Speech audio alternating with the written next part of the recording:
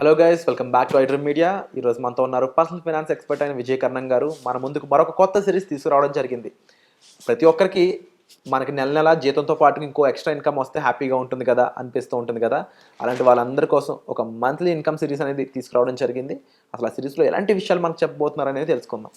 Hi sir. Hello అండి. Sir, ప్రతి ఒక్కరికి కూడా ఒక సెకండ్ ఇన్కమ్ ఉన్నప్పుడు మనకి ఒక చిన్న కొడుకు ఉంటే ఎంత హ్యాపీగా అనిపిస్తుందో తల్లిదండ్రులకి అదే ఫీలింగ్ వస్తుంది అనమాట. అండ్ ముఖ్యంగా సార్, ఇందులో కూడా మీరు ఒక విషయం మెన్షన్ చేశారు మొన్న మాట్లాడుతూ.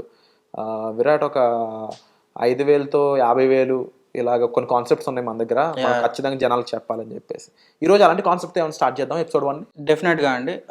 ఇది ఎట్లా ఇది ఎట్లా ఉంటుంది అంటే సిస్టమ్ ఓన్లీ లిమిటెడ్ పీరియడ్ వరకే మీరు ఎస్ఐపి చేస్తారు. దాని తర్వాత దాని జోలికి మీరు వెళ్ళారు. కానీ after a period of time డెఫినెట్గా ఎవ్రీ మంత్ అది మీకు రిటర్న్ బ్యాక్ ఇస్తుంది అనమాట.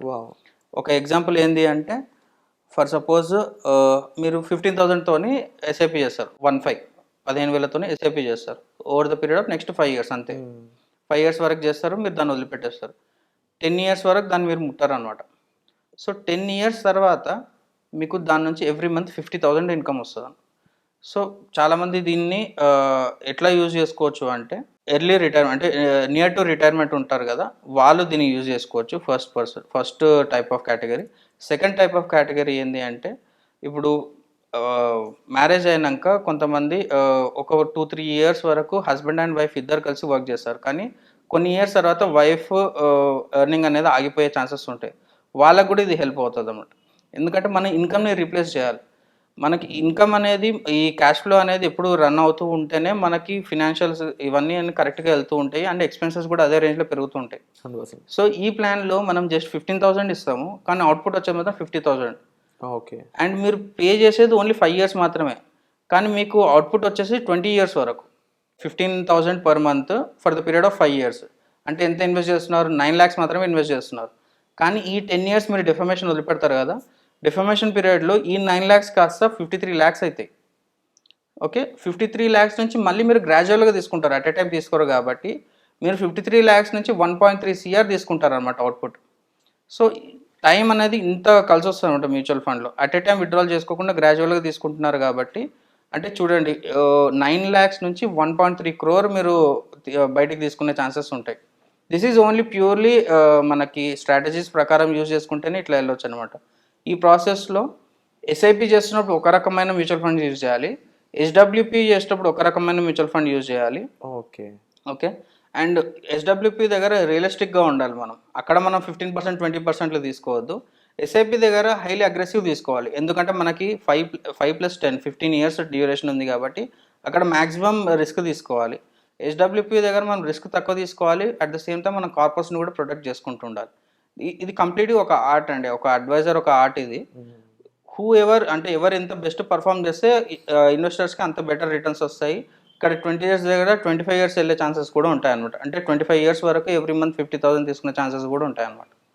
Wonderful sir. అండ్ ముఖ్యంగా జనరల్గా ఇలాంటి విషయాల్లో సార్ పర్సనల్ ఫైనాన్స్ ఎక్స్పర్ట్స్ యొక్క హెల్పే చాలా ఇంపార్టెంట్. ఎందుకంటే వాళ్ళు కన్సిస్టెన్సీ మెయింటైన్ చేయనిస్తారు వాళ్ళ క్లయింట్స్ చేత. 1, 2 మీరున్నప్పుడు ఏమవుద్దంటే వాళ్ళు క్రమబద్ధంగా తప్పకుండా వాళ్ళు లేజీ అవ్వకుండా, ఇన్వెస్ట్మెంట్ని పోస్ట్పోన్ చేయకుండా టైమ్లీ ఇన్వెస్ట్మెంట్స్ అనేది చాలా యూజ్ అవుతాయి. దానివల్ల మీరు 15 years ప్రాపర్గా చేస్తే తర్వాత ఇన్కమ్ వస్తుంది అనే ఒక అప్పుడు ఎప్పుడో వస్తుంది కదా అనే ఆలోచన రాకుండా చూసుకోవడం చాలా ఇంపార్టెంట్. డెఫినెట్గా. అండ్ ఎప్పటికప్పుడు లాభాలు గుర్తు చేయడం చాలా మేజర్ థింగ్. అండ్ మరీ ముఖ్యంగా మీరు చెప్పిన విషయాలు క్రూషియల్ పాయింట్ ఏంటంటే, ఎస్ఐపి అయితే ఒక మ్యూచువల్ ఫండ్, ఎస్డబ్ల్యూపీ చేసినప్పుడు అని తీసుకున్నప్పుడు ఇంకో మ్యూచువల్ ఫండ్, బ్యాలెన్సింగ్ ఏదైతే ఉందో అది తప్పకుండా మీలాంటి వాళ్ళు మాత్రం చేయగలరు. ఎందుకంటే the research you're doing. And ముఖ్యంగా సార్, ప్యాసివ్ ఇన్కమ్ అనే ఆలోచన ఉన్న వాళ్ళకి మెంటల్గా ఇంకా ఎలాంటి అలవాట్లు వాళ్ళు చూసుకోవాలంటారు ముఖ్యంగా? డెఫినెట్గా అండి. ఈ రోజు మీరు తీసిపెట్టి ₹1 అంటే ప్యాసివ్ ఇన్కమ్ రావాలి అంటే మనం ఏదైనా ఒక బిజినెస్ చేయాలని చాలామంది ఇట్లా ఆలోచన చేస్తున్నారు. బిజినెస్సే చేసి మీరు టైం స్పెండ్ చేయాల్సిన అవసరం లేదు. ఇన్వెస్ట్మెంట్స్ కూడా ప్రాపర్గా ప్లాన్ చేసుకుంటే ఈరోజు ₹1 మీరు కరెక్ట్గా ప్రాపర్ ఇన్వెస్ట్మెంట్ చేస్తే డెఫినెట్గా అది ఒక ₹3-4 అయ్యి రిటర్న్స్ వస్తాయి అనమాట. మీరు ఇన్ఫ్లేషన్ అదంతా తీసేసినా కూడా it will be more than regular investments.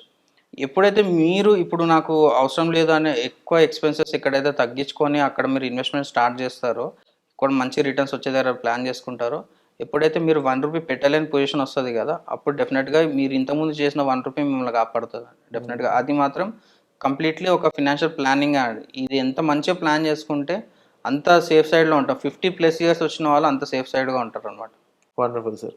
And ముఖ్యంగా ఎవరైతే చూస్తున్నారో ఈ ఎపిసోడ్ని, మంత్లీ ఇన్కమ్ మనం క్రియేట్ చేసుకునే ప్రొసీజర్లో భాగంగా మీకు ఒక రైట్ ప్రొఫెషనల్ యొక్క హెల్ప్ అనేది చాలా నెసరీ అనే చెప్పొచ్చు. ఎందుకంటే ముఖ్యంగా ఇటువంటి మ్యాథ్ క్యాలిక్యులేషన్స్ అయి ఉండొచ్చు, ఫండ్ ఏ ఫండ్ అయి ఉండాలి అనేది అయి ఉండొచ్చు, ఆర్ఓఐ ఎంత టైప్లో కావాలి, మనకి ఎంత కావాలి, అండ్ ముఖ్యంగా మనం ఎంత ఇన్వెస్ట్ చేస్తున్నాం, మన సిచ్యువేషన్ ఎలా ఉంది, మనకి ఇంకా ఇవి కాకుండా డెట్స్ ఏంటి, మనకున్న ఎక్స్ట్రా ఇన్కమ్స్ ఏమైనా ఉన్నాయా, మనం పెట్టుకున్న గోల్ ఏంటి, ఆ గోల్కి రీచ్ అవ్వడానికి మనం ఎటువంటి విషయాల్లో అంటే ఎటువంటి అసెట్ క్లాసెస్లో మనం ఇన్వెస్ట్ చేస్తున్నాం, ఇలా ఎన్నో విషయాలు ఉంటూ ఉంటాయి. వీటికి సంబంధించిన పూర్తి వివరాలతో పాటుగా కూడిన మీకు ఒక డీటెయిల్డ్ నాలెడ్జ్, ఇన్ఫర్మేషన్ ఇవన్నీ మీకు అందజేస్తున్నారు విజయ్ కర్ణం గారు. మీరు సార్తో మాట్లాడాలి అనుకున్నట్లయితే పర్సనల్ అపాయింట్మెంట్ అనేవి బుక్ చేసుకోవచ్చు డిస్ప్లే అవుతున్న నెంబర్స్కి కాల్ చేసి. సో మీకు ఏ డౌట్ ఉన్నా సరే ఇమీడియట్గా డిస్ప్లే అవుతున్న నెంబర్స్ కాల్ చేసి సార్తో మీరు సజెషన్ అనేది తీసుకోవచ్చు. దానికోసం మీరు వెంటనే యాక్షన్ అయితే తీసుకోండి. వచ్చే ఎపిసోడ్లో మళ్ళీ కలుద్దామండి. Thank you so much sir. Thank you.